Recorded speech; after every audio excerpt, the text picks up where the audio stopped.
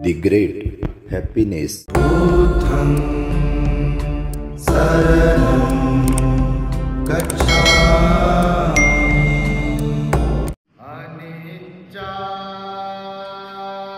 अनिच्चावत संखारा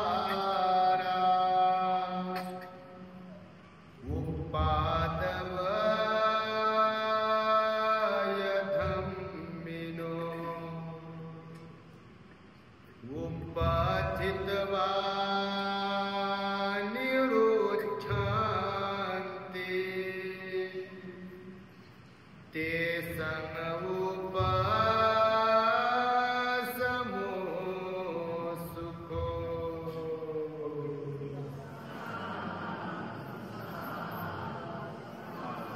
संपूर्ण विश्वाला ज्यांनी सुख, शांती, मानवता तथा दुःख मुक्तीचा आर्य संदेश दिला, असे ते दुःख मुक्तीचे मार्गदाता, दुःख मुक्त महामानव, महान कारुणिक तथागत भगवान सम्यक संबुद्ध तथागतांनी आपल्या शुद्ध प्रज्ञेतून निर्मिलेला सद्धम्म आणि त्याच सद्धम्माचा गेली 2500 वर्षांपासून सातत्याने अहोरात्र प्रचार आणि प्रसार करणारा पूजनीय भिक्खू संघ या महान आणि सर्वश्रेष्ठ अशा त्रिरत्नांना प्रथमतः त्रिवार अभिवादन करतो, ज्यांच्या महान आणि असीम त्याग प्रभावामुळे आपल्याला जो हा अनमोल असा बुद्ध धम्म लाभला आणि ज्यांच्यामुळे आपल्याला हे एवढे मोठे वैभव प्राप्त झाले, असे महान युग प्रवर्तक,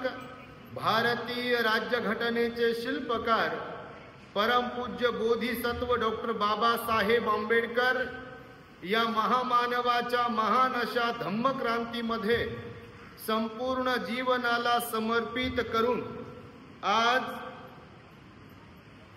शनिवार दिनांक 21 डिसेंबर 2024 रोजी आपल्या कल्पतरू बुद्ध विहार, वीर भगतसिंग वार्ड, हिंगणघाट, जिल्हा वर्धा या ठिकाणी श्रद्धावान धम्म उपासिका आई ज्योती प्रवीण मेंढे आणि बाबा प्रवीण विनायकराव मेंढे यांची कालकथित सुपुत्री कुमारी धनेश्वरी उर्फ आशू प्रवीण मेंढे या दिदीच्या स्मृती दिनाचे औचित्य साधून आम्हा भिक्खू संघास या ठिकाणी मेंढे परिवाराने, मेंढे आई बाबांनी निमंत्रित केलाय, तेव्हा माझ्या समवेत धम्म मंचावरती उपस्थित असलेले, ज्यांनी आताच आपणास सुंदर आणि मार्मिक अशी धम्मदेशना देऊन उपकृत केले, असे प्युरिटी ऑफ माइंड या यूट्यूब चॅनलचे संचालक पूजनीय भिक्खू धम्मबोधीजी थेरो, ज्यांनी प्रारंभी आपणास धम्मदेशना देऊन उपकृत केले, असे सर्च रिसर्च या यूट्यूब चॅनलचे संचालक पूजनीय भिक्खू एन धम्मानंदजी थेरो, हा कार्यक्रम घडून येण्यासाठी ज्या श्रद्धावंत उपासक उपासिकांनी मेंढे परिवारास सहकार्य केले, अशा सर्व महिला मंडळ आणि धम्मदान संग्राहक, सिद्धार्थ व्यायाम प्रसारक मंडळ, वीर भगतसिंग वार्ड हिंगणघाट आणि हिंगणघाटातील विविध वस्त्यांमधून धम्मदेशना श्रवण करण्यासाठी या ठिकाणी उपस्थित असलेले आपण श्रद्धावान उपासक उपासिका, बालक तथा बालिकांनो, तद्वतच दी ग्रेट हॅपीनेस या आपल्या यूट्यूब चॅनलचे सर्वच दर्शक, सर्वप्रथम तुम्हा सर्वांच्या प्रती मंगल मैत्री सद्भावना व्यक्त करतो आणि आपणा सर्वांच्या दुःख मुक्तीकरिता तथागत भगवान बुद्धांद्वारा शिकविलेल्या धम्मोपदेशास प्रारंभ करतो। आपण सर्वांनी शांत, एकाग्र आणि श्रद्धायुक्त चित्ताद्वारे या अनमोल बुद्धवाणीला आपल्या हित सुखाकरिता श्रवण करावे, ग्रहण करावे।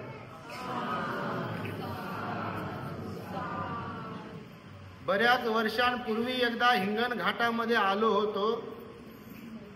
एक रिसेप्शनचा प्रोग्राम होता, लग्नानंतर स्वागत समारंभ असतो, तो प्रोग्राम होता. आता ते कुठे होता काय मला माहिती नाही, त्याला भरपूर वर्ष झाली.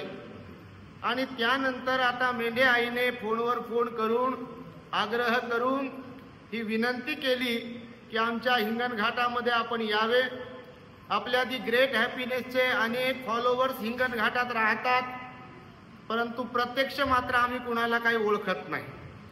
आई बाबाला ओळखत नव्हतो. आमच्या पाटील आई आहे, त्यांनी पण आज जीवरदान दिलंय. या निमित्ताने मी देऊ शकतो का असंही त्यांनी आम्हाला विचारणा केली. आणि आम्ही म्हटलं देऊ शकता, दान तर कोणी देऊ शकते. आणि मेंढे परिवाराने आम्हाला निमंत्रित केलाय, तेव्हा तुम्ही पण देऊ शकता म्हणून प्रतिभा पाटील आहे ना, एक राष्ट्रपती होऊन गेल्या आणि एक तुमच्या हिंगणघाटामध्ये आहेत. तर तुम्ही सर्वजण फार श्रद्धावान आहात खरोखरच. कारण मला अतिव आनंद होतोय जेव्हा आम्ही सकाळी पोहोचलो. महामानव डॉक्टर बाबासाहेब आंबेडकरांच्या पूर्णाकृती पुतळ्यास भिक्षू संघाकडून आपण पुष्पमाला अर्पण केली. महिला मंडळ तिथे हर्षोल्हासामध्ये फुलं घेऊन रेडी होते. काही तरुणही होते, उपासकही होते.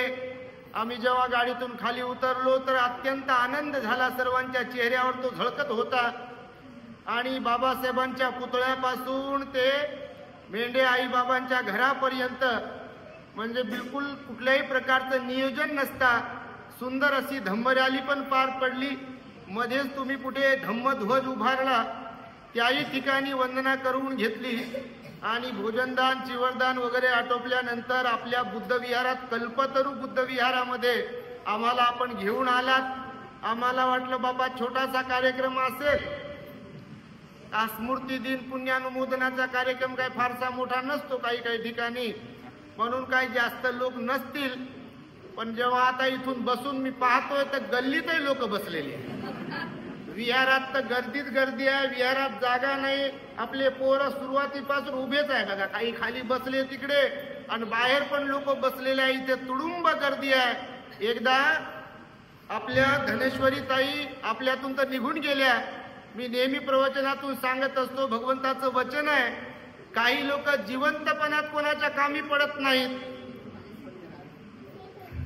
म्हणजे काही लोक जिवंत असूनही कोणाच्या कामी पडत नाही, कोणाच्याच कामी पडत नाहीत. परंतु काही लोक मेल्यावरही इतरांच्या कामी पडतात. आपली ताई दिदी आपल्यातून तर निघून गेली तिच्या कर्मविपाकानुसार, परंतु तिचं पुण्य म्हणावं लागेल की तिच्या पुण्यामुळे आज भिक्खू संघाची धम्मदेशना ऐकण्यासाठी, हे बुद्धाचं वचन तुम्हाला कर्णपटलावरती पडण्यासाठी तुम्ही एवढ्या मोठ्या संख्येने आलात. एकदा त्या आपल्या गेलेल्या ताईसाठी आपण साधुकार दिला पाहिजे.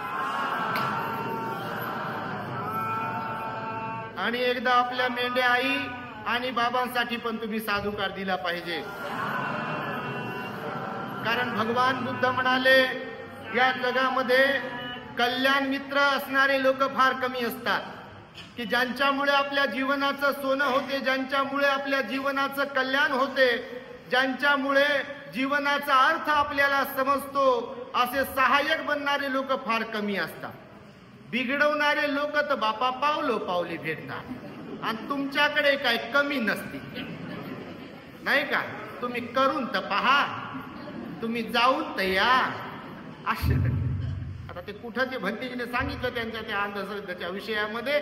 आम्ही धम्मसहल आयोजित करत असतो तर फार वर्षांपूर्वी सुरुवातीलाच आम्हालाही तेवढी काही माहिती नव्हती, आम्ही नवीनच होतो चिवरात. तर धम्मसहलीचं आयोजन करत असतो आम्ही. बुद्धगयेला चाललो होतो तर आमच्या बसेस गेल्या बात्या टाकळ घाटला. आम्ही लहान होतो तेव्हा आमचे मायबापही काही मानत नव्हते कोणाला दुसऱ्या. हालाकी आई वडील अडाणी आहेत, अशिक्षित आहेत, पण त्यांच्या अंगात काय देवधर्म नव्हता. आणि त्यांच्या अंगात नव्हता म्हणून इकडं नाही उतरला. त्यांना भलेही बाबासाहेब माहित नाही पूर्ण, भलेही भगवान बुद्ध माहित नाही पूर्ण, परंतु बाकीचा कचरा डोक्यात बसू दिला नाही त्यांनी, म्हणून आमच्याकडे कचरा आला नाही. आम्ही भंतीजीच्या शाळेत गेलो म्हणून बुद्ध कळाला, बाबासाहेब कळाले. आणि बाबासाहेबांनी केलेल्या अनंत उपकारांची जाणीव ठेवून फक्त इथूनच बाबासाहेब की जय हो नाचायचं जयंतीला एवढ्या पुरतच मर्यादित न राहता, तेव्हा तसं काही फारसं कळत नव्हतं, ते वय नव्हतं, पण मनोमन असा विचार केला की मरायचंय तर चिवरातच मरायचंय आणि काम करायचंय तर बाबासाहेबांचंच काम करायचं प्रामाणिकपणे. आणि त्यामुळे आम्ही त्या तिथं टाकळघाटला गेलो आणि ते पाहिल्यावर तर आमच्या मस्त तळपायाची आग मस्तकालाच गेली. बाबा तुम्हाला खरंच सांगतो, वाईट नका वाटू देऊ. कोणाच्या देवाऱ्यात त्याला ठेवला असं तुम्ही तर तुम्ही नसाल तसे बाबा. इकडं जाणारे असते तर इकडं नसते आले आणि तुम्ही श्रद्धावानच आहात. पण खरोखरच सांगतो, हे म्हणजे एक धब्बा लागलेला आहे तुमच्या जिल्ह्याला खरं. कारण इथून जवळच असलेल्या नागपुरात, कारण बाकीच्या लोकांना तरी दीक्षाभूमी नागपूर फार लांब आहे, पण तुम्हाला तर फारच जवळ आहे की हो. 1 तासात 1.5 तासामध्ये तुम्हाला दीक्षाभूमी आहे. तुम्ही विचार करा, भारतातले जे सुज्ञ लोक असतील किंवा जे भिक्खू असतील किंवा बाबासाहेबांशी जे प्रामाणिक राहणारे असतील, त्यांचं काम करणारे असतील, ते जेव्हा या बातम्या पाहत असतात तेव्हा तुम्हाला खरंच सांगतो, मला फार दुःख होते.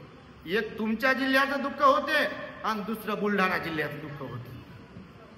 बुलढाणा माहित नसेल तुम्हाला, आता इथंच तुमची सोय करून दिली. तुम्हाला बुलढाण्याला काय हे काय माहित तुम्हाला. तिकडे सैलानी बाबाची सोय करून दिली माहित बाबा, माहित कसं नाही. आणि तुमच्या जवळ जे आहे तर नागपुरात गेलो होतो, नागपुरात नेहमी जातो आम्ही, इकडंच पहिल्यांदा आलो समजा. तर नागपुरात एकदा सांगितलं काही लोकांनी, महिला मंडळाने भंतेजी म्हणे ते तिकडं तर आहेच म्हणे, ते तर गेलं म्हणे मरून. लोक तरी तिथं जातात नवस करण्यासाठी, कोणता आकडा लावून द्यायचा म्हणे, काय होतं काय माहित नाही, आपल्याला गरज आहे नाही त्याची, ज्या गावाला जायचंच नाही रस्ता कशाला विचारायचा आहे. भगवंतानं पण तेच सांगितलंय. तर त्या महिला मंडळाने सांगितलं नागपूरच्या, ते तर गेलं मरून, त्याची कॉपी पेस्ट इकडे नागपुरात एक तयार झालंय आणि सर्वात जास्त लोक आपले त्याच्याकडे जातात. तुम्ही जाता की नाही माहित नाही. आणि ते असंच आहे म्हणे. या अमरावतीकडे एक बाबा आहे बघा, आपण मी या कधी बोलत नसतो या विषयावर, पण असं व्हायला नको की तुमच्या वर्ध्याच्या धम्माचं काम करणाऱ्या लोकांनी मला बोलायला नको की तुम्ही तर तिथे गेले होते, तुम्ही तर लय काम करता, तुम्ही तर लय बोलता रोखोक, मग त्याच्यावर कसे काय नाही बोलले बाबा. म्हणून हे थोडंसं सुरुवातीला घेत आहे, पण तुम्ही तर नसालच तसे आणि असाल तर बिलकुल बाबासाहेबाच्या अनुयायी नाही. पांढरे कपडे किती घालत असाल, जयंतीला किती नाचत असाल, विहारात येऊन वंदनाय म्हणत असाल, पण नती में शरणं अन्यं बुद्धो में धम्मो में संघो में शरणंच्या उलट विरुद्ध जाऊन जर भलत्या समोर हात जोडत असाल, त्याचा अंगारा दुपारा कोणाचा लावून घेत असाल, कोणाच्या श्रद्धेला मी हेच पोहोचवत नाही आहे, कोणाची निंदा करत नाही आहे, हा केवळ तुमच्या म्हणजे बौद्ध लोकांसाठी म्हणून बोलतोय. तसं जर असेल तर फार वाईट आहे, तुमच्या माहितीसाठी सांगतो आणि तुम्ही बदलाल अशी अपेक्षा करतो, म्हणून हे 2 मिनिटासाठी त्याच्यावरती बोललो आहे. बाकी तुम्ही सुज्ञ आहात, जास्त बोलण्याची काही आवश्यकता नाही आहे. पण मी हे आता जे म्हणालो की आमची धनेश्वरी ताई खरंच पुण्यवान. भगवान बुद्धांनी सांगितलं 2 प्रकारचा मृत्यू असतो. मृत्यू किती प्रकारचा आहे माहित आहे का तुम्हाला? मृत्यू 2 प्रकारचा आहे, एक काळ मृत्यू आणि एक अकाळ मृत्यू. भगवंताचं वचन आहे 2 मृत्यू असतात. काही लोक काळ मृत्यूने मरतात आणि काही लोक अकाळ मृत्यूने मरतात. तर त्याच्याबद्दलचं प्रवचन मी दिलेलं आहे अगोदर, आपल्या दी ग्रेट हॅपीनेसवरती आहे म्हणून त्या विषयावर जात नाही. परंतु भगवान बुद्धाने सांगितलं बघा, मरण कुणाला कुठे कधी कसे येईल ह्याची जरी शाश्वती नसली, गॅरंटी नसली, तरी मृत्यू हा अटळ आहे. तो चांगल्यांनाही घेऊन जातो आणि वाईटांनाही घेऊन जातो. जर म्हातारे झालेल्यांनाही घेऊन जातो आणि एकदम आईच्या गर्भातल्यालाही घेऊन जातो, रांगणाऱ्यालाही घेऊन जातो, नाही का, तारुण्यात आलेल्याही घेऊन जातो, श्रीमंतांनाही घेऊन जातो, गरिबांनाही घेऊन जातो, महापुरुषांनाही घेऊन जातो, संतांना, अरहंतांना, बुद्धांनाही घेऊन जातो. आपले भगवान 80 वर्षाचं आयुष्य होतं त्यांच्या शरीराचं. किती? हालाकी भगवंताच्या काळामध्ये 120 वर्षाचं आयुमान, 150 वर्षाचं आयुमान होतं. जगले ना आनंद भंतीजी 120 वर्ष जगले. कितीतरी लोक आहेत की 120 130 वर्ष जगले, पण आपले भगवान 80 वर्षाचे जगले. भगवंताला जास्त, याला जर काम जास्त असेल, याला म्हणजे समजते का ते वरचा मजला आता कोणाचा कोरात राहते. फक्त खायचं, खाण्यासाठी जगायचं, जगण्यासाठी खायचं, खाता खाता मरायचं. आणि क्रायटेरिया ठरलेला, बाल्या बाल्याची माय, बाल्याची बायको, आणि 10 बाय 10ची खोली, आणि बाकी सगळं चाक सगळं गेलं म्हणते चुली. खरंच काही लोक असे जगतात की त्या जगण्याचा काहीच अर्थ नाही. बघा, पोरीचं लग्न करायचं म्हणते मला, पोराला शिकवायचं म्हणते मला, या शाळेत टाकायचं म्हणते, त्या कॉलेजमध्ये टाकायचं, मला घर बांधायचं, मला गाडी घ्यायची म्हणते, मला पद मिळवायचं म्हणते. असं करता करतात बटन टचकन दबते जाते. कहाँ गए तो ये भी पता नहीं और क्या लाए ये भी पता नाही. म्हणजे बस आले तर गेले. काही अर्थ आहे का त्याला? त्याला काही अर्थ नसतो. आणि त्यामुळे भगवान बुद्धांनी सांगितलं आहे की मरावे परी कीर्ती रूपे उरावे. हे संतांच्या मुखात घातलं वचन, पण भगवंताचं वचन आहे.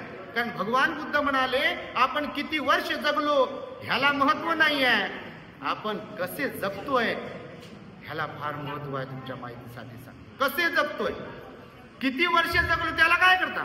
हॅपी बर्थडे टू यू 50वा 51वा 52वा 75वा काय करता नुसतेच ते केक खाऊ खाऊ, केक खाऊ खाऊ. अरे बाबा, कोणाला काही खाऊ घातले काय तुम्ही? कोणाच्या जीवनात आनंद आणलाय का तुम्ही? का कोणाच्या वाटेला गेलात का? कोणाचे अश्रू पुसले का तुम्ही? कुणाच्या चेहऱ्यावर हास्य फुलवले काय तुम्ही? ही गोष्ट फार महत्वाची. लेकरांना तर कोणी जगवेल, लेकरांसाठी तर कोणी जगेल.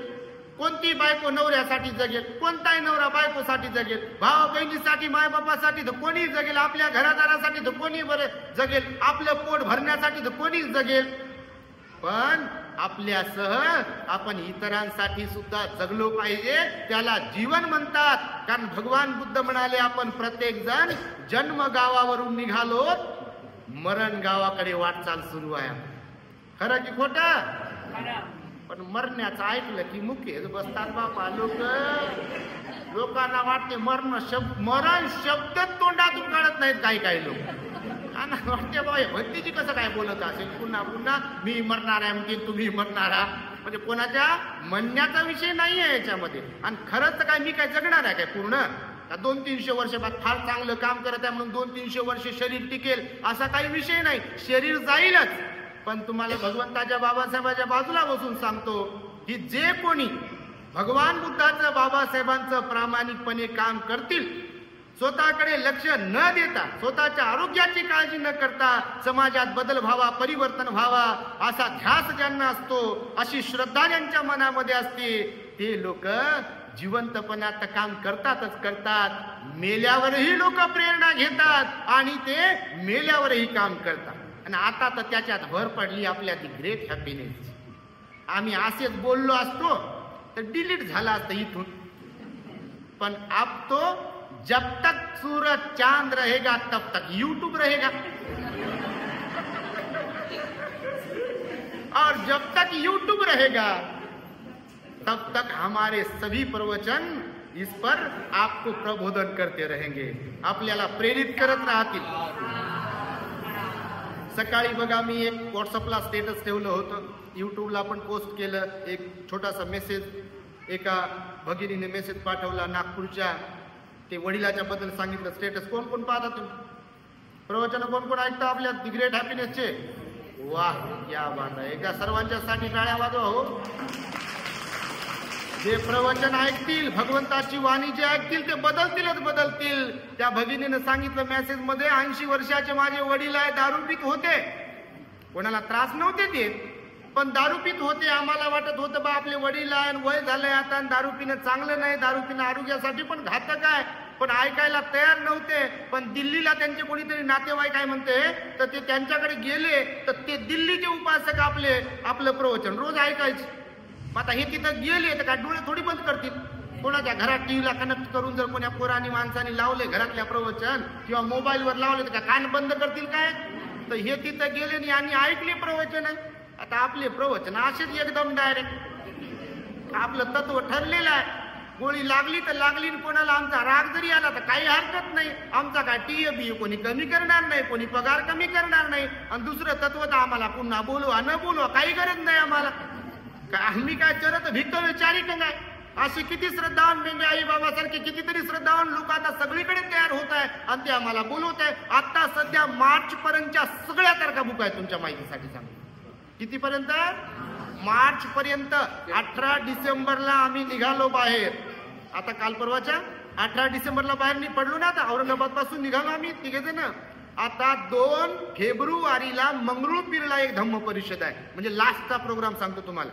2 फेब्रुवारीला मंगरुळपीरला परिषद आहे आणि ती परिषद झाली की तेव्हा आम्ही औरंगाबादला जाणार आहे. तुम्ही विचार करा. हा डिसेंबर पण चाललाय, जानेवारी पूर्ण आहे आणि 2 फेब्रुवारी पर्यंत कंटिन्यू प्रोग्राम आहे. त्यानंतर मग आमची फेब्रुवारीमध्ये धम्मसहल असते आणि त्यानंतर मार्च मध्ये पण आम्ही धम्मसहलीला थायलंडला जाणार आहोत. तर यामुळे मार्च पर्यंत पूर्ण डेट फुल आहेत. लोक म्हणतात एप्रिलची देता का, कोणी म्हणते मेची देता का. आता जाहीरपणे लोकांना प्रवचनातून मुद्दामूनच हे बोलत असतो मी विषय निघाल्यावर की ज्यांना कोणाला तारीख पाहिजे त्यांनी 1 महिना अगोदर फोन केला पाहिजे. आणि असं नाही की जूनची पाहिजे तर आताच आम्ही फोन करतो. तर तसं तर बिलकुलच घेत नाही कोणाची तारीख आणि सांगून टाकतो आम्ही. म्हणजे एप्रिल मे ची तारीख पाहिजे तर मार्च मध्ये फोन करावा लागेल. आता फोन करून त्रास देऊ नये. आता भंतीने सांगितलं खरंच एक आहे तर सकाळी फोन आला 25 फोन कॉल आणि ते पण कंटिन्यू अननोन नंबर. तर सकाळी ध्यानाला बसलो आता फोनवर फोन आणि ते असं करते ती सायलेंट केले त्याला. तर ते आता ते मी म्हटलं आता डिस्टर्ब करते तर सायलेंट केलं त्याला तर तरी बोलते ते. म्हणजे असं ते आवाज करते तर आज तसाच राहिला नाही तर बंद करत असतो आपण फोन. तर ते फोन केले न्यूज. मग नंतर मी केला आईला त्या फोन. मला माहित नाही कोण. तुम्ही म्हटलं कोण बोलत आहे म्हणे. मी कोणता आई बोलते म्हणे. म्हटलं काय म्हणता आई. काही नाही म्हणे भंतीजी असंच फोन केला. आता मी म्हटलं बापा अभ्यास करू द्या, हे व्हिडिओ एडिटिंग करावे लागतात ते काम करू द्या. बाबासाहेब वाचू द्या, बुद्ध वाचू द्या, ध्यान करू द्या, वंदना करू द्या, भोजन करू द्या. फोन कधी करावा, किती बोलावं की नाही, फारच अर्जंट आहे का ह्याचा विचार केला पाहिजे की नाही. रिकाम्या लोकांना किती करा ना फोन नाही म्हणते. लोक तर म्हणत असतील आम्हाला फोन करा पण आम्ही जाहीरपणे सांगतो नका करू बाबा फोन. कारण काम करताना प्रत्येकाला वेळ देऊ शकत नाही. पण भगवंताचं वचन आहे की जिवंतपणामध्ये आपण लोकांच्या कामी तर पडलोच पाहिजे पण मृत्यूनंतरही आपण कामी पडावं असं आपलं कर्तृत्व असलं पाहिजे. आणि त्याला जीवन म्हणतात. आपले बाबासाहेब बघा जिवंतपणात राबले, झिजले, खपले. त्यांना डायबिटीज होता, त्यांना बीपीचा त्रास होता, त्यांना मणक्याचा प्रॉब्लेम होता, त्यांना कमरेचा प्रॉब्लेम होता, त्या पाय फ्रॅक्चर झाला होता, अर्ध डोकं दुखण्याचा त्रास होता, रमाई मरण्याचं दुःख होतं, गंगाधराच्या मरण्याचं दुःख होतं, रमेशाच्या मरण्याचं दुःख होतं, इंदूच्या मरण्याचं दुःख होतं. म्हणजे 3 मुलं, 1 मुलगी बाबासाहेबांची अगदी बाल्यवयामध्ये गेली.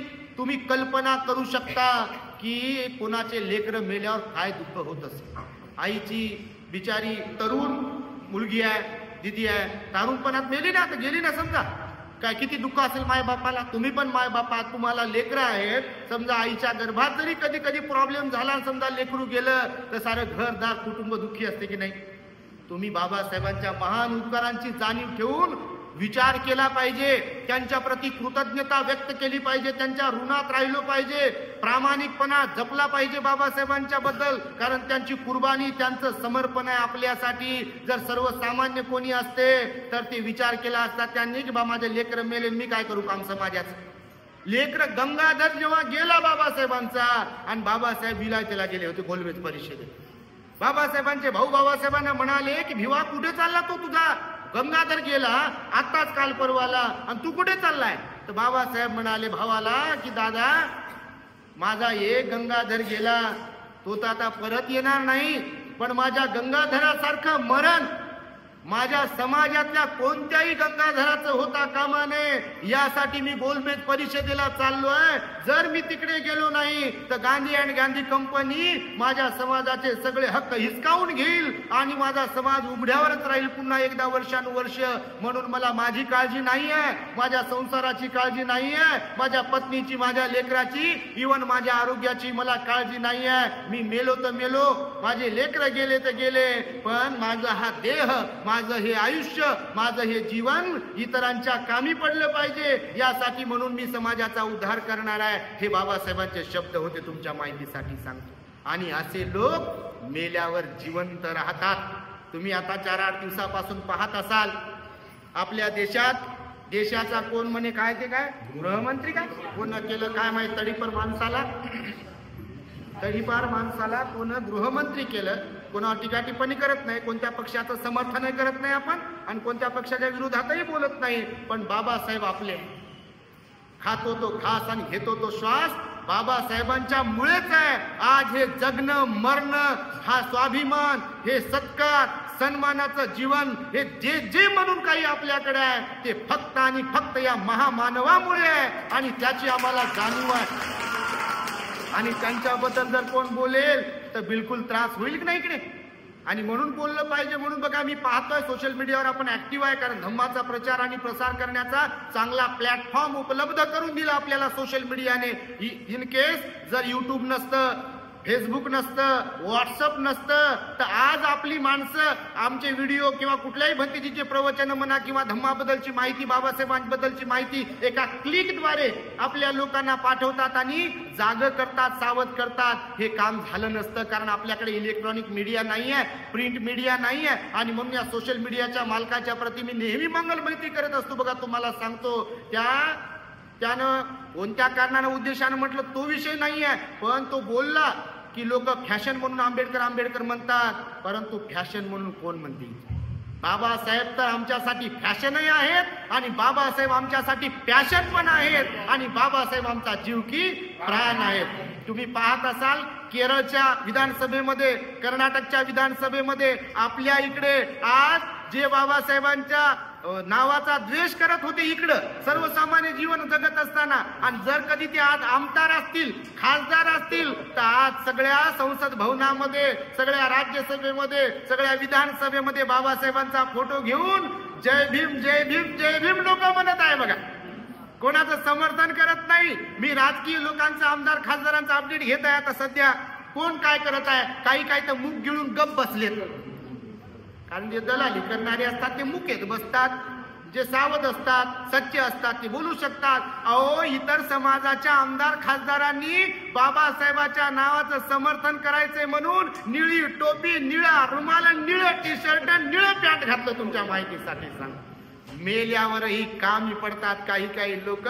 भगवान आपले 2500 वर्षांपूर्वी होऊन गेले की नाही, पण आज आपण भगवंताच्या पासून प्रेरणा घेतो. जगातले करोडो लोक भगवान बुद्धाला मानतात. जगातील कितीतरी देशांमध्ये आज भगवंताचा धम्म आहे आणि बाबासाहेबांचं नाव सुद्धा जगात आहे. जगातल्या कितीतरी देशांमध्ये बाबासाहेबांचा पुतळा आहे. सिम्बॉल ऑफ नॉलेज म्हणून बाबासाहेबाला पूजल्या जाते, त्यांचा रिस्पेक्ट करतात, सन्मान केला जातो. आणि म्हणून हे यासाठी म्हणून सांगतो आहे की भगवंताचं वचन आहे, काही लोक जिवंतपणात काही कोणाच्या कामी पडत नाही, तर काही लोक मृत्यूनंतर सुद्धा कामी पडतात. आणि आपलं जीवन तसंच असावं असं भगवंताने सांगितलंय. खरं तर 12 प्रकारचं दुःख सांगितलं भगवंताने. तुम्ही ऐकलं असेल आपल्या प्रवचनांच्या माध्यमातून. भगवान बुद्ध म्हणाले, या पृथ्वी तलावरच्या या सृष्टीमधल्या प्रत्येक व्यक्तीच्या वाट्याला 12 प्रकारचं दुःख येते. बघा, म्हणजे निर्वाणाला जे लोक पोहोचले नाही, समजतं ना तुम्हाला निर्वाण? आपल्या चॅनल वरती बघा, आता ही 6 डिसेंबरच्या वेळेला लय मोठा प्रॉब्लेम क्रिएट केला काही लोकांनी. निर्वाण म्हणजे काय, परिनिर्वाण म्हणजे काय आणि महापरिनिर्वाण म्हणजे काय, हे काही वर्षांपूर्वी मी आपल्या चॅनल वरती त्याच्यावरती उपदेश दिलेला आहे. बघा, तुम्हाला माहीत करून घ्यायचं असेल तर माहीत करून घ्या. कारण बऱ्याचदा आम्ही कधी कार्यक्रमाला जातो किंवा सोशल मीडियावर कधी लोक मेलेल्या व्यक्तीचे फोटो व्हायरल करतात आणि त्या फोटोच्या खाली लोक लिहितात परिनिर्वाणाची दिनांक. बाबा मला सांगा, कोणी दारू पिऊ पिऊ जीवन जगत असेल, तंबाखू खाऊ खाऊ जीवन जगत असेल, लोकांना मारू मारू जीवन जगत असेल, या वाणीवर ज्यांचा संयम नसेल, हिंसेचं कर्म करत असेल, चोरीचं कर्म करत असेल, व्याभिचाराचं कर्म करत असेल, खोटं बोलण्याचं, लबाडीनं वागण्याचं कर्म करत असेल, व्यर्थ बडबड करण्याचं कर्म करत असेल, दारू गांजा बिडी तंबाखूचं सेवन करत असेल, बुद्ध विहारात कधी जिंदगीत येत नसेल, कधी कधी दान पुण्य कधीच करत नसेल, कोणत्याच शिलाचं पंचशिलाचं अष्टशिलाचं पालन करत नसेल, कधी ध्यानही करत नसेल, ध्यान करणाऱ्यांना नाव ठेवत असेल, आणि ते गेल्यावर त्यांच्या फोटोवर मेलेला जो दिनांक असतो तिथं जर निर्वाण लिहिलं तर किती अवघड आहे म्हणतात. म्हणजे 68 वर्षात कोरीच पाठी आहे आपली असंच म्हणावं लागेल ना. बौद्ध धर्माची दीक्षा घेऊन किती वर्ष झाले आपल्याला? किती? 68 वर्ष झाले ना. मग 68 वर्षांमध्ये जर आपल्याला ह्या गोष्टीचा अर्थ काय होतो हे कळालं नसेल तर किती वाईट आहे. म्हणून भगवान बुद्धांनी सांगितलं की जे निर्वाणाला पोहोचले नाही अशा सर्व लोकांच्या जीवनामध्ये 12 प्रकारचं दुःख आहे. बघा भगवान बुद्ध म्हणाले कोणतं 12 प्रकारचं दुःख आहे? जातीपी दुःखा. जाती म्हणजे काय? जाती म्हणजे पाली शब्द जाती, त्याचा अर्थ होतो जन्म. आज जाती शब्दाचा अर्थ होते कास्ट, नाही का? पण भगवंताच्या काळात पाली भाषा होती ना, बोली भाषा पाली भाषा होती, तर भगवंतांनी शब्द वापरला जातीपी दुःखा. जातीपी दुःखा म्हणजे जन्म होणं दुःख आहे. आता व्यावहारिक दृष्ट्या तुम्ही जर विचार केला की जन्म होणं कुठं दुःख आहे म्हणाल तुम्ही, कारण आम्हाला जर पोरगा झाला तर आम्ही त्याच्या वजनाच्या बारोबार मिठाई वाटतो, साखर वाटतो, आणि तुम्ही कसं म्हणता भगवान बुद्धाने कसं काय म्हटलं असेल बा दुःख? तर भगवंतानं समजून सांगितलं. कसं समजून सांगितलं? जातीपी दुःखा कसं आहे म्हणजे जन्म होणं दुःख कसं आहे. तर भगवान बुद्ध म्हणाले जेव्हा एखादं बाळ जन्माला येते तेव्हा जन्माला आल्याबरोबर काय घडते? तर ते रडते. तुम्ही तर लय हुशार बापा. जन्माला आल्याबरोबर काय होते बाळ? आणि नाही रडल्यावर काय करता तुम्ही? रडल्यावर आनंदित होता की बिलकुल न रडल्यावर आनंदित होता? इथं गणित उलट आहे बघा. तुम्हाला आहे की नाही उलट? म्हणजे नंतर रडल्यावर दुःखी होतात लोक, पण जन्म झाल्याबरोबर बाळ रडलं पाहिजे बा. म्हणजे रडलं तर बाळाची तब्येत बरी आहे, आणि नाही रडलं तर बाळ बरोबर नाही आहे म्हणते. तो त्याला इथं मारते, तिथं मारते, कुठं कुठं काय काय मारते. डॉक्टर कोण म्हणजे काय काय करत असेल त्याला, बा रड म्हणून. श्वास घे, रड, म्हणजे बा रडलं तर तब्येत चांगली आहे. तर भगवंतानं सांगितलं रडणं हे दुःखाचं लक्षण आहे की सुखाचं लक्षण आहे?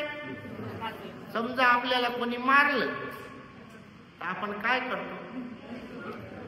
आपण 2 गोष्टी करतो. एक तर त्यांना मारतो, समोरच्यांना. जर ती पात्रता आपल्यात असेल तर, आणि ती पात्रता आपल्यात नसेल समोरच्याला प्रतिकार करण्याची, तर मग खाली मान घालून दोन्ही गंगा सुरू होतात. आताचा जमाना बदललेला आहे. एका घरी गेलो बा,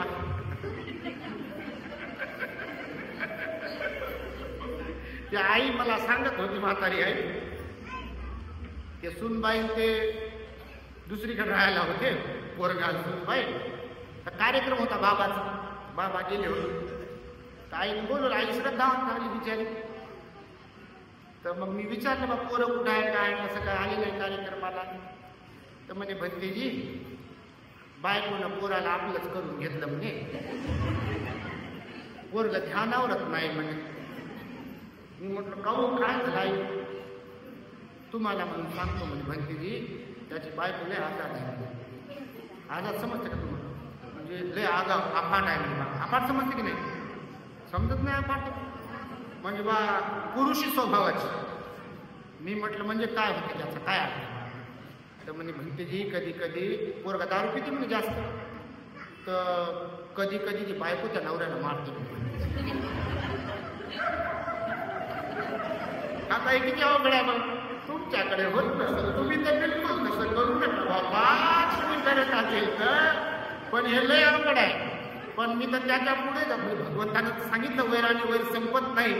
एका ठिकाणी याच्या उलट घडलं. एकदम खरंच लय दारू पिऊन येत होतो. त्याला आईनं, बापानं, भावानं, मित्रानं सगळ्यांना समजवलं, बा दारू पिऊ नको, दारू पिऊ नको, पोरगी वयात येत आहे, पोरग वयात येत आहे, तू जर असं वागलं तर यांच्यावर कोणते संस्कार होतील. आता बायको हुशार होती, चांगली शिकली, सवरली, एकदम चांगली, तिच्या घरचे चांगले होते, ते ऐकत ना. आमचा सल्ला घेतला होता, ते जरा धार्मिक आहे. मी म्हटलं बाबा काय सल्ला देऊ याच्यात, हे प्रवचन ऐकलं कुठून तरी, ही घटना सांगितली होती मी. बाळाशाला असं मारतो मारतो बाई, बाबा सुरू केला ना तिनं, पण ते लयच मारलं. जेव्हा जेव्हा दारू पिऊन आलो तेव्हा मारलं. हे सकाळी सुधीवर आल्यावर पाहत मग मला इथं काय झालं, तिथं काय झालं, हात कोण मुरगाळा होता माझ्या, नाटून कोण मारलं मला, इथं कसं काय सुटलं, गाल कसे काय सुटलं, इथं बोट कोणाची म्हणायची, काय करणार काय केलं पण काय. आता याला सांगता येईल ना बाहेर की बायको मारते म्हणून. तुम्हाला हे खरंच सांगतो नाही, तुम्हाला वाटायचं असं सांगता का, असंच नाहीये, ह्या लय घटना घडतात. म्हणून भगवान बुद्धाने सांगितलं रडणं हे दुःखाचं लक्षण आहे. मग बाळ जर रडते तर याचा अर्थ ते दुःखी आहे. भगवान म्हणाले जन्माला कोण येते माहितीये तुमच्या माहितीसाठी सांग. आध्यात्मिक दृष्ट्या बुद्धाच्या विचारांच्या दृष्टीने जर आपण विचार केला तर जन्माला कोण येते माहितीये. आपण तर म्हणतो मुलगा जन्माला आला, मुलगी जन्माला आली, बाळ जन्माला आले, किंवा अजून कोण कोण. भगवान म्हणाले तृष्णा जन्माला येते. कोण जन्माला येते? तृष्णा जन्माला येते. आसक्ती, लालसा, पाहिजेची भावना, अपेक्षा ह्या जन्माला येत असतात. कारण आपण भवचक्रात आहोत. आपण कशात आहोत? भवचक्रात आहोत. जन्मन मरण एवढंच इथंच नाहीये संपलं. भवचक्रात पुन्हा पुन्हा उत्पन्न होणार कर्मविपाकानं भगवान बुद्ध म्हणाले. परंतु जे लोक श्रोतापन्न, सकृतागामी, अनागामी आणि अर्हत होतात ते मात्र यातून मुक्त होतात. भगवान बुद्धाने सांगितलं म्हणून जाती पी दुःखा, म्हणजे जन्म हे दुःखदायीच आहे. बघा तुम्हाला सांगतो, त्याच्या पुढे जर गेलो आपण जन्माच्या तर कितीतरी प्रॉब्लेम्स आहेत जीवनामध्ये, लाईफमध्ये. बघा सुख छोटं एवढंच असते, पण दुःख फार मोठं असते. बघा प्रत्येकाच्या जीवनामध्ये सुख फार कमी आहे आणि दुःख जास्त आहे, खूप मोठा आहे प्रत्येकाच्या जीवनामध्ये. म्हणजे पैसा, धन संपत्ती, मुलं बाळा आहेत म्हणजे कोणी सुखी आहे असं काही नाहीये. म्हणून भगवंताने सांगितलं जाती की दुःखानंतर भगवान म्हणजे जरा पी दुःखा. जरा म्हणजे जर्जर होणं. जर्जर होणं म्हणजेच म्हातारं होणं. पांढरे केस झाले की दुःख आहे का नाही? तुमचे कोणाकोणाचे लय काळे गोर केस झाले. कोणत्या दुकानातून पॉलिश आली तुम्हालाच माहीत बाबा. कोणाचे दात पडले किती दुःख आहे. जर होणं दुःख आहे ना. म्हातारपणात दात पडले त्याचं दुःख आहे. केस पांढरे झाले त्याचं दुःख आहे. पूर्ण मास्क केलं एकदम हटीचा सापळाच राहिला त्याचं दुःख आहे. कान बरोबर काम करत नाहीत, बहिरेपणा आला त्याचं दुःख आहे. गुडघे काम करत नाहीत त्याचं दुःख आहे. कंबर साथ देत नाही त्याचं दुःख आहे. पोटाचा जठराग्नी साथ देत नाही त्याचं दुःख आहे. प्रत्येक हातात सत्ता नसते त्याचं दुःख आहे. आणि कोणती अजून आजार झाले असतील त्याचं दुःख आहे. म्हणून भगवंत म्हणाले की जरा पी दुःखा. कारण जर होणं, म्हातारं होणं कुठं दुःखदायी आहे. कारण बरेच लोक असे असतात घरदार त्यांचंच आहे, त्यांनीच कमवलेलं आहे, पण उचलून भाकरी दिल्या जात असेल, त्यांना औषधोपचार केल्या जात नसतील, त्यांचा अपमान केला जात असेल त्यांच्याच घरात त्यांच्याच अवलादीकडून, दुःख ऐकण्या म्हातारपणाचं. तारुण्यात तरी माणूस म्हणते मी तुला दाखवून पाहून घेतो म्हणते तुला, आणि म्हातारपणात कुठंच आहे. म्हणून आपल्या देशात वृद्धाश्रम वाढू लागले. बघ तुम्ही कधी जात राहा वृद्धाश्रमात. आम्ही नेहमी जातो, आमचा बड्डे पिड्डे असला की आम्ही वृद्धाश्रमात जात असतो. असंही एरवी कधी कधी दवाखान्यामध्ये जात असतो. इतरांचं दुःखही पाहिलं पाहिजे, इतरांचं सुखच पाहत बसलं नाही पाहिजे. कारण इतरांचं दुःख पाहिलं तर आपलं दुःख हलकं होऊ शकते. कारण मनुष्य प्राणी असा आहे की मीच दुःखी आहे आणि मीच दुःखी आहे, मलाच जास्त दुःख असं म्हणणार आहे. मी त्यांना नेहमी सांगत असतो की ज्यांना वाटते पारिवारिक दुःख खूप आहे त्यांनी कधीतरी वृद्धाश्रमात जाऊन पाहावं की ज्यांच्या अवलादी अमेरिका, लंडन कुठे कुठे शिकायला आहेत किंवा गेले तिकडेच राहिले आणि ते वृद्धाश्रमात आहेत, माया आहेत ना. कोणी कुणाच्या घरात आईला मारल्या जाते पोराकडून, बापाला मारल्या जाते पोराकडून. आपलं पुण्यकर्म की आपल्या वाट्याला ते दुःख नाही. म्हणून दुःख आहे म्हणून रडत बसायचं. वेळ बदलते हे लक्षात ठेवत जातो. वेळ सारखीच राहते काय? सारखीच राहत नाही. आणि दुसरी महत्वाची गोष्ट की आपण दुसऱ्याला त्रास नाही दिला पाहिजे. आपण दुसऱ्याला त्रास दिला की पृथ्वी गोल आहे. पृथ्वी कशी आहे? गोल. सुनेनं आज सासूला त्रास दिला आणि तेच असेल, पोराला किती चांगल्या शाळेत घाल. पृथ्वी गोल आहे. आज सासूच्या जागी सासू आहे की नाही, उद्या त्या सासूच्या जागी ती सून येते आणि त्या सुनीच्या जागी तिची सून येते आणि बदल्याचा भाव सुरू होते. आणि पोराला सांगितल्यावर पोरग म्हणते तू कशी वागली, म्हणते मला माहित आहे. होते की नाही तसं? बिलकुल होते, पण तरी लोकांना कळत नाही. म्हणून भगवंतानं सांगितलं जरा पी दुःखा म्हणजे म्हातारपण हे दुःखदायी आहे. त्यानंतर व्याधी पी दुःखा, व्याधी म्हणजे आजारपण. कोणताही आजार हा दुःखदायीच आहे. बघा कोणाचं काही दुःखत असेल लोक परेशान असतात. आज तर बघा घराघरात कोणते आजार आहेत? शुगर, डायबिटीज आणि बीपी. आणि त्याच्या गोळ्या एवढ्या वाढतात कारण लोक ध्यानावर नाही. मी तर म्हणतो लोकांना बा, घरामध्ये काही भांडण होत असेल, त्रास देत असेल, परेशान करत असतील, कधी बुद्ध गायला जावं. हातपाय ढिले होण्याच्या अगोदर, चाब्या दुसऱ्याकडे सोपवण्याच्या अगोदर, सत्ता बदलण्याच्या अगोदर. नाही समजा यांच्याकडे सत्ता गेली की विषय संपत्ती, यांच्याकडे म्हणजे बा यांच्याकडे नाही. सगळ्यांची गोष्ट करून बघा, धन आपलंच आहे पण दुसऱ्याच्या हातात गेल्यावर काय हतबल होतात लोक. बघा काहीच करू शकत नाही. पोरगा जाऊ देत नाही, सुनबाई जाऊ देत नाही. म्हणून भगवंतानं सांगितलं व्याधी पी दुःख, आजार पण दुःखदायी आहे, मोठं दुःखदायी आहे. म्हणून पुण्यकर्म करण्याची घाई करा म्हणाले भगवान. बुद्ध विहारात जाण्याची घाई करा म्हणाले भगवान. म्हणून दान पुण्य करण्याची घाई करा म्हणाले. ध्यान करण्याची घाई करा, उपवास पालन करण्याची घाई करा, लोकांना चांगलं बोलण्याची घाई करा, लोक जोडण्याची घाई करा. कारण एकदा का हातपाय आणि शरीर थकलं, इच्छा असूनही काहीच करू शकत नाही. समजा तुमच्यात कोणीतरी बहिरा असलेलं बसला असेल, समजा थोडं थोडं ऐकायला येत असेल, त्या माझ्या आईला त्या माझ्या बाबाला वाटत असेल आत्ता बसल्यावर की माझे कान जर चांगले असते तर भंटीजी काय हसू लागले, बोलू लागले, बाबा मला हे चांगलं ऐकायला आलं असतं, वाटलं असतं की नाही. किंवा आत्ता तुमच्या एरियात कोणीतरी बेडवर पडलाय, बेडवर पडू नये आजारपणामुळे, ऐकायला येत आहे पण उठू शकत नाही, चालू शकत नाही, इथं येऊन बसू शकत नाही. जर समजा त्यांच्या श्रद्धा उत्पन्न होत असेल हे ऐकून, त्यांना भलेही वाटत असेल की माझे जर हातपाय चांगले असते तर मी ते कोण बोलत आहे, भंतीजी कोण आले, त्यांना जरा जाऊन पाहिलं असतं, तिथं जाऊन लोकांमध्ये बसलो असतो, वंदन केलं असतं. जरी इच्छा होत असेल तर अर्थ आहे का काही त्याला? अर्थ नाही. म्हणून भगवान बुद्ध म्हणाले व्याधी पी दुःख, आजारपण हे दुःखदायी आहे. म्हणून आजारी होण्याच्या अगोदर, हातपाय आपले कामातून जाण्याच्या अगोदर स्वतःला चांगलं बनवलं पाहिजे. कारण आजारपण हे दुःखदायी आहे. मरणम पी दुःख म्हणाले भगवान बुद्ध. मरण हे दुःखदायीच आहे. कोणालाही जरी म्हटलं बा तुमचे काम झालेत आता जाता का, लोक म्हणतील तुम्हाला मरायला कोण तयार होईल का कोणी तयार? रागात भांडणात कोण परेशान केलं की तेव्हा म्हणतात मी जीव देतो म्हणतात. मी त्या लोकांना सांगतो, एकदा त्या लोकांना जाऊन भेटा की ज्यांनी रागाच्या भरात विष प्राशन केलंय, औषध घेतलंय आणि कसे तरी त्यातून वाचले.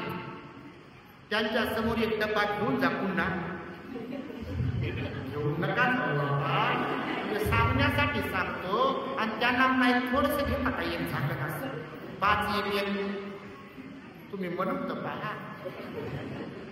कोणी जर रागाच्या भरात पेट्रोल अंगावर ओतून घेतले, रॉकेल अंगावर ओतून घेतले, समजा खूप त्रास होते, छळते कोणीतरी म्हणून आणि मरायचे म्हणून रागाच्या भरात समजा पेटून घेतलंय आणि पेटून घेतल्यावर दवाखान्यात गेले तर समजा त्याच्यातून वाचले आणि पुन्हा कधी काही झाले आणि तुम्ही जर एखादा डबा घेऊन पेट्रोल त्यांच्याजवळ गेले आणि त्यांना तुम्ही म्हणून तर पहा एवढं पेट्रोल शिल्लक आहे आमच्याकडे, आम्ही आमच्याकडून सस्नेह भेट देतो, एवढं घेतात तर अंगावर टाकतो, ही माचीची डबी देतो भेट. ते घेईल का? घेईल वाटते का तुम्हाला?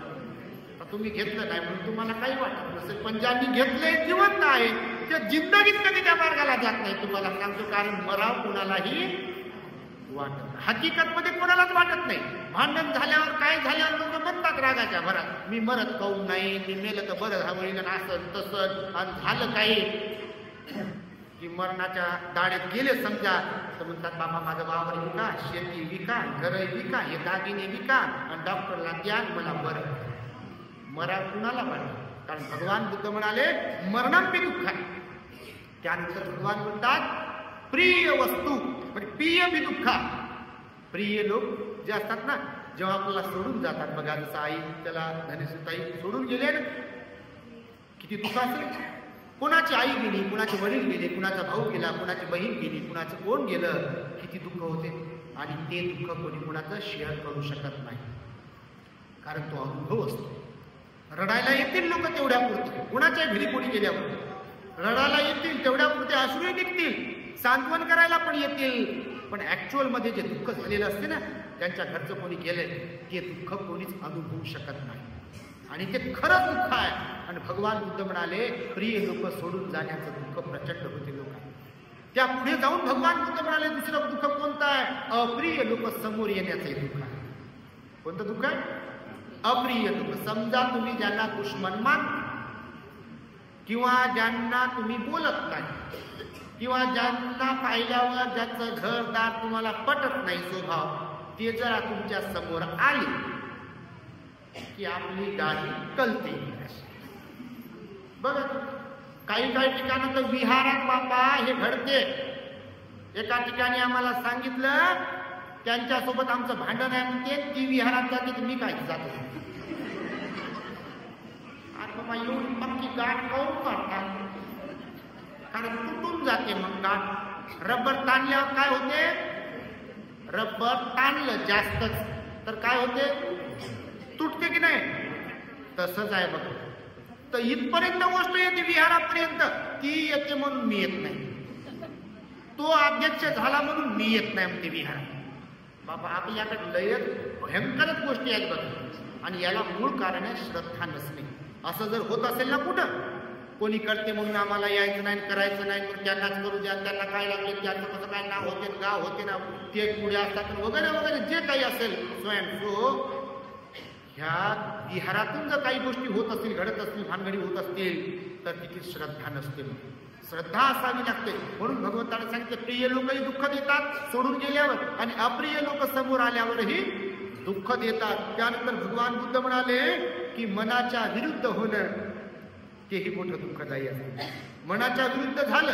आता तुम्ही इथं बसले, आता समजा ज्यांना प्रवचन ऐकायला आवडते ते तर खुशच आहेत सगळे. आता पाहू लागलो, तुमचे चेहरे पाहूनच बोलू लागलो, नाही तर मी पूर्ण विरामात गेला असता. आणि 2-3दा आता मी विचारलं तुम्हाला बा जेवून बसले काय, तर तुम्ही हो म्हटले म्हणून बोलणं सुरू आहे, नाही तर काय बोललो नसतो. आणि दुसरी गोष्ट आम्ही पहिल्यांदा आलो प्रवचन द्यायला आणि आम्हाला पण फार आवड आहे लोकांचं प्रबोधन व्हावं, लोकांमध्ये परिवर्तन घडावं म्हणून बोलण्याची. इकडं काही हो, इकडं किती त्रास होत असेल तर त्याला काही आम्ही जुमानत नाही. हालाकी डॉक्टरनं तर सांगितलं बिलकुलच प्रवचनही देऊ नका, प्रवास करू नका, जास्त वेळ बसून राहू नका. पण आम्ही म्हणतो बा मरेपर्यंत, शेवटच्या श्वासापर्यंत बाबासाहेबांचं काम करायचंय. जर रिकामं बसून फुकटची भाकर खाऊन मेलो तर त्याच्यापेक्षा काम करता करता मेलो तर हे जीवन कामाला येईल की नाही. आणि म्हणून भगवान बुद्धांनी सांगितलं की मनाच्या विरुद्ध जेव्हा घटना घडतात, जसं की लग्न कार्य समजा आहे आणि त्याच्यात आहेर असतात तुम्हाला,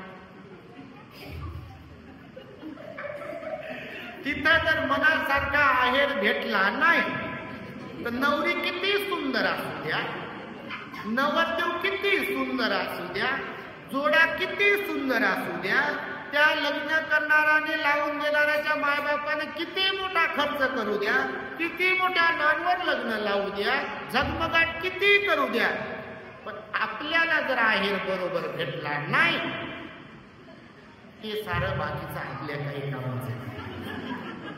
जेवणे गोड जात असं कुठं असते काय, तसं कुठं असते काय. आम्ही तर किती हजाराचा आहेर दिला होता ना, आम्हाला पान काय दिले इथपर्यंत. मी तर त्याच्या पुढे जाऊन संशोधन केलं. तुमच्याकडे लावता का नाही माहित नाही, तुम्ही कपाळाला काय काय लग्नात लावता काय. लग्नामध्ये ते 2-3 बाया वाटी घेऊन उभ्या राहतात, त्याच्यात कुंकून तांदूळ काय काय टाकून ते लावतात बघा. तुमच्याकडे नाही लावत बाबा, खरंच की काय. वा वा, एकदा टाळ्या वाजवा बाबा, एवढं तरी परिवर्तन आहे. काही काही ठिकाणात लग्नामध्ये ते हे लावतात तांदूळ आणि कुंकू, आणि भांडण त्याच्याहून होते. ती जाऊ माझी माझ्याहून छोटी आहे म्हणते, आणि तिला अगोदर कुंकू लावलं म्हणते, मला कसं काय नंतर लावलं. अगोदर तिला मान दिला म्हणते, मला नंतर मान दिला. ह्याच्याहून भांडण सुरू होते बघा. आणि म्हणून भगवान बुद्धाने सांगितलं, मनाच्या विरुद्ध झालं की दुःख होतं. समजा जेवण करताना जर पदार्थ मनाच्या विरुद्ध असतील की तुम्हाला तर त्याचा लय अनुभव येत असेल. कोणत्याही बाबतीमध्ये मनाच्या विरुद्ध जेव्हा जे काही होते त्याचं दुःख होते. आणि भगवंतानं सांगितलं नंतर पंच उपादान खंदा दुःखा, 5 उपादान स्कंध दुःख कारक आहेत. रूप वेदना संज्ञा संस्कार आणि विज्ञान, असे एकूण किती प्रकारचं दुःख सांगितलं भगवंताने? 12 प्रकारचं दुःख आहे म्हणाले भगवान. या 12 प्रकारच्या दुःखातून प्रत्येकाला जावं लागते. पण जर कधी आपल्याकडे श्रद्धा असेल बुद्ध धम्म संघावर, जर आपण पंचशील धारी असेल, पंचशिलाचं पालन करणारे असेल, जर आपण अष्टशिलाचं पालन करणारे असेल, जर आपण ध्यान करणारे असेल, तर हे दुःख जास्त आपल्याला त्रास देऊ शकत नाही. हेच काय, कोणतंच दुःख जास्त त्रास देऊ शकत नाही. कारण आपलं मन जर शुद्ध असेल, जिथे मन आहे शुद्ध तिथेच आहे बुद्ध. पण बुद्धाचा धम्म कसा आहे? मनाला शुद्ध करणारा आहे. आणि मनाला शुद्ध करण्यासाठीच बाबासाहेबांनी बघा आपल्याला हा बुद्धाचा धम्म दिलेला आहे. आणि त्यामुळे आपण या जीवनाच्या अर्थाला समजून घेतलं पाहिजे. खरं तर भगवान बुद्ध म्हणाले 5 गोष्टी कायम लक्षात ठेवा. आजारपण आपल्या प्रत्येकाला येऊ शकते, ही गोष्ट लक्षात ठेवा. मग जगात जेवढे कोणते लोक आजारी आहेत त्यांची सेवा करायला शिका.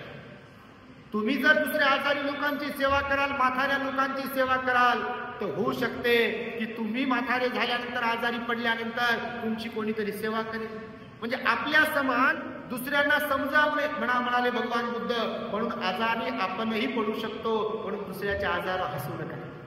कोणाला कॅन्सर झाला म्हणून किळस करू नका. कुणाला अस्तम्याचा त्रास आहे किळस नका. कोणी लंगडा आहे, कोणी पांगळा आहे, कोणी आंधळा आहे, कोणी बहिरा आहे म्हणून कुणाला हिनवू नका. तुमचं पुण्यकर्म त्यांच्यापेक्षा तुमच्या वाट्याला तसं आलं नाही. जर यदा कदाचित आपण आंधळे असतो तर, आणि आपल्याला कोणी हिनवलं असतं तर, यदा कदाचित आपण लंगडे जन्माला आलो असतो आणि आपल्याला कोणी हिनवलं असतं तर, भगवान बुद्ध म्हणाले कोणाला हिनवू नये. कोणाच्या वाट्याला कोणतं दुःख, कोणतं संकट, कोणता त्रास, कोणता आजारपण आला तर त्यांना हिनवू नका. होऊ शकते दुसऱ्याला हिनवल्यामुळे उद्या तुमच्यावरती वेळी, कारण कर्माचा विपाक आहे. पृथ्वी ही गोल आहे, हे कायम लक्षात ठेवलं पाहिजे. म्हणून आजारपण आपल्या वाट्याला येऊ शकते, तर दुसऱ्या आजारांना हिनवण्यापेक्षा त्यांची सेवा करा, त्यांचे त्यांचे बना. कारण आपणही आजारी आहोत. म्हातारपण आपल्याही वाट्याला येते, म्हणून दुसऱ्या म्हाताऱ्यांना छळू नका. मी आता बोलता बोलता म्हणालो बघा की सून सासूच्या जागी जाते, असं सुनेला वाटता कामा नये की ही सासू आहे, त्रासच दिला पाहिजे. आणि दुसरी गोष्ट तर त्याच्याही पुढे जाऊन मी सांगत असतो की इकडे सासूला जर कोणती सून त्रास देत असेल तर लिहून घ्या आपल्याकडून. तुमच्या काय म्हणतात तिला, तिकडच्या आपल्या भावाच्या बायकोला काय म्हणतात, भाऊ, लिहून घ्या आपल्याकडून. तुम्ही जर इकडे तुमच्या सासूला त्रास देत असाल, तुम्हाला तिकडे आई असेल माहेरा, तर तुम्हाला भाऊजाई असेल, तर 100 नाही 101% तुमची भाऊजाई तिकडे तुमच्या आईला त्रास देते. आणि तुम्हाला तोंड राहू शकत नाही बोलायला तिला की आईची सेवा कर. कोणत्या तोंडाने बोला, सेवा कर. ती बोलल्यावर मला काय सांगते, काय राहते का मत? आणि म्हणून बघा भगवान बुद्धाने सांगितलं आपल्या समान समजलं पाहिजे दुसऱ्यांना. म्हणून आपण आजारी पडणारे आहोत, आपण म्हातारे होणारे आहोत, आपण मरणारे सुद्धा आहोत. भगवान बुद्ध म्हणाले कायम लक्षात ठेवलं पाहिजे आपणही मरणारे आहोत. कोणी मरते म्हणजे याचा अर्थ असा नाही की आपण इथंच राहणारे आहोत. आज त्यांचा तर उद्याही आपला होत असतो. आज कोणी सरणावर आहे, आपण अंत्यविधीला गेलो तर बऱ्याचदा असंच होते, स्मशानभूमी तीच असते, ते स्मशानजोगी तोच असतो. आणि ज्यांच्या मोतीला आपण गेलेलो असतो एक दिवस तोच स्मशानजोगी आपल्यावर लागणार असतो. आणि कोणाच्याही बाबतीत घडू शकते, कारण मरण कोणाला चुकलेलं नाहीये. राजा असो, रंक असो, फकीर असो, चांगले असो, धपाड असो, कोणी असो, प्रत्येकाला मृत्यू येऊ शकतो. भगवंतानं सांगितलं प्रिय वस्तू आणि प्रिय व्यक्ती पण आपल्याला सोडून जाते, हे कायम स्मरणात ठेवा म्हणाले भगवान. प्रिय व्यक्ती सोडूनच जाते आणि प्रिय वस्तू सुद्धा आपल्याला सोडून जातात. कारण इथे राजाचा रंक राव होतो, रंकाचा राजा होतो. म्हणजे गरीबाचा मालामाल होऊ शकतो, मालामालाचा गरीब होऊ शकतो. इथे हे लक्षात ठेवा म्हणाले. आणि शेवटचं कर्मच उत्तराधिकारी आहेत म्हणाले भगवान. काय सांगितलं भगवंताने? आपला उत्तराधिकारी कोण आहे? कर्मच उत्तराधिकारी असतात. हे मुलं बाळ तर तुमची इच्छा असो नसतो प्रॉपर्टी तर त्यांच्याकडे जाणारच आहे. तुम्ही किती चाबी ठेवा जपू जपू हो. आता इथं आणल्या असतील बाबा चाबी सोबत, किती जपा, बटन दबलं अगोदर चेक, चाबी कुठं ठेवल्या, उशी खाली ठेवल्या असतील, पेशवीत ठेवल्या असतील, लय जपू जपू ठेवायचे, ते फार सांभाळून ठेवायचं. त्या चाबी अगोदर घ्या. कानात काय आहे का बघा, गळ्यात काय राहिले काय बघा, हातात पायात नाकात कुठं कुठं काय काय ठेवले जपू जपू मडक्यापर्यंत हे सगळं घेतल्या जाते. आणि नंतर म्हणतात उचला. आता वाचून ते म्हणतात उचला लवकर, आंघोळ लवकर घाला म्हणतात. आणि त्याच्यात एक नियम केला असेल तर आता थांबू नका म्हणतात जास्त, आता लवकर उचला आणि लवकर ठेवा म्हणतात. संडावरून लवकर पेटवा. कोणी म्हणत नाही असं राहू द्या 2-4 दिवस म्हणते, पण कोणीच म्हणू शकत नाही हो. काय म्हणेल कोण? म्हणून जोपर्यंत मांस आहे तोपर्यंत वास आहे. म्हणून जोपर्यंत मांस आहे, आपलं शरीर जोपर्यंत व्यवस्थित आहे की नाही, लोक तोपर्यंत सलाम करतात, आपल्याला नमस्कार करतात, आपल्याला हांजी हांजी करतील, बसा म्हणतील, उठा म्हणतील, कसं काय ठीक चाललंय का म्हणतील. आपण गेलो की आपलं नावही राहत नाही. लोक म्हणतात बॉडी पर्यंत आले. काय म्हणतात लोक? बॉडी पर्यंत. समजा आम्ही जेव्हा जाऊ, आता तो लोक म्हणतात बाबा करुणानंद बंदेजी, करुणानंद बंदेजी, करुणानंद बंदेजी. मला खरंच सांगतो, जेव्हा बटन दबेल की नाही तेव्हा लोक म्हणतात बॉडी पर्यंत म्हणतात का नाही?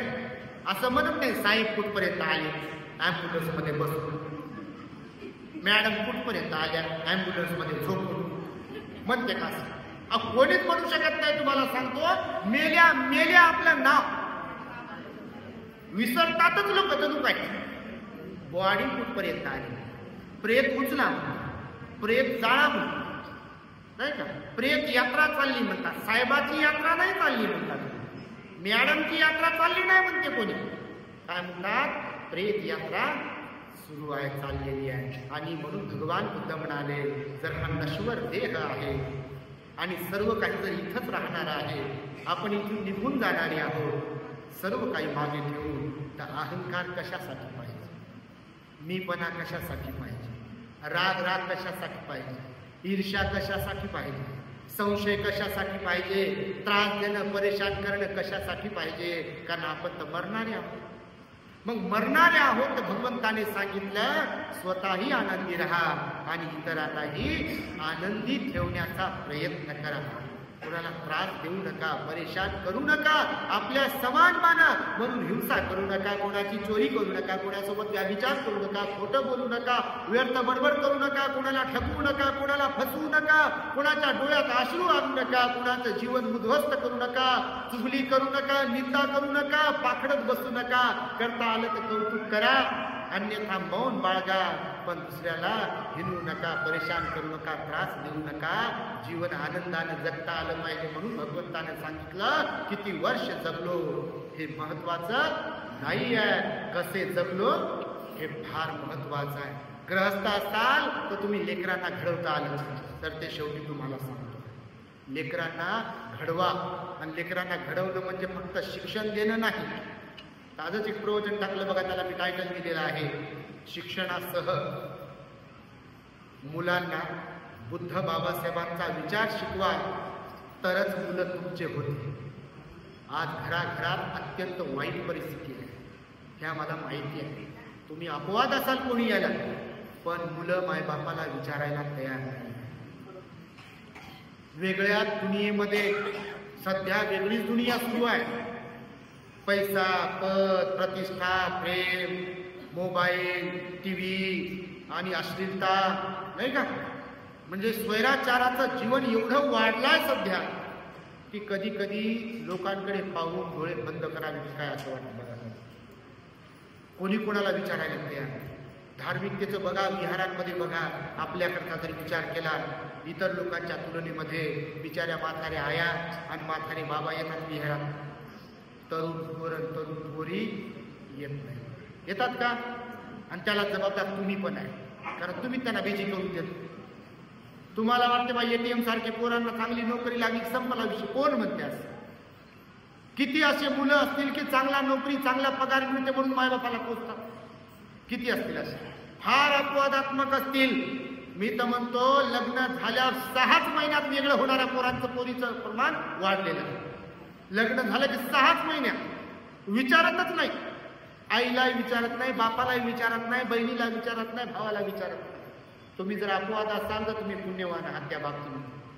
फार कमी असे लोक आहेत की ज्यांना कौटुंबिक सुख लाभते सर्व अर्थाने, पण फार जास्त लोक असे आहेत की धन दौलत श्रीमंती सगळं आहे, परंतु घरात कौटुंबिक सुख नाहीये, पारिवारिक सुख नाहीये. आणि मी तर म्हणतो 99.99% मायबाप चुकतात. का म्हणून?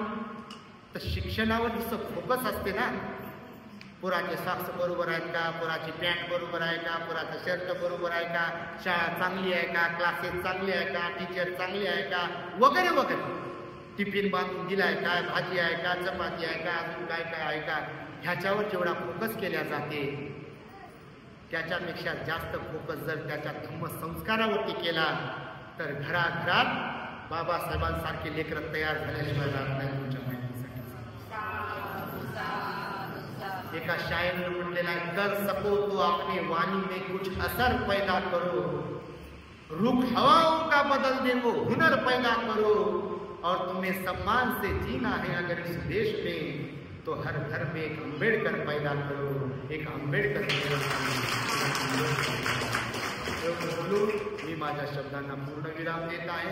आज आमच्या मेंढे आई बाबांनी गणेशताईच्या निमित्ताने, स्मृती दिनाच्या निमित्ताने आम्हा भिक्खू संघाला इथे बोलावून हा सन्मान केला, दान पुण्य केलं, धम्मदेसना आयोजित करून हे महान पुण्य त्यांनी आपल्या पदरात पाडून घेतलं. त्याचबरोबर प्रतिभाताई पाटील यांनी सुद्धा भिक्खू संघाला जीवनदान केलं. आणि ज्यांनी कोणी दान पुण्य केलं आहे त्या सर्वांच्या प्रती तथा उपस्थित असणारे आणि आपल्या ग्रेट हॅपीनेसवरती बुद्धाचं वचन ऐकणारे आपण सर्वजण सर्वांच्या प्रती मंगल मैत्री सद्भावना व्यक्त करून माझ्या शब्दांना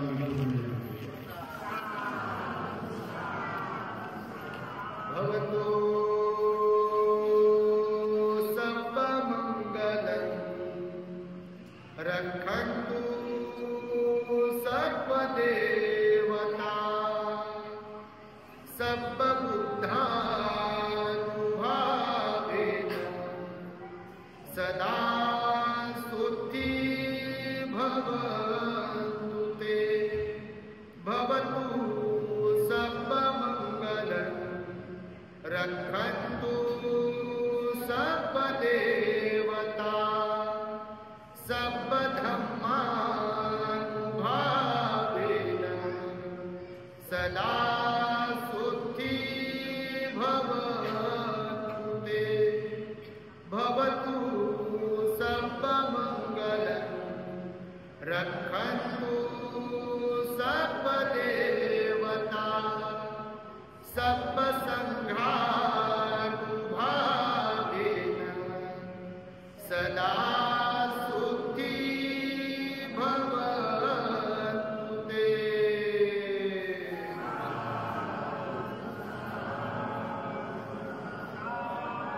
बुद्धं नमामि, धम्मं नमामि, संघं नमामि.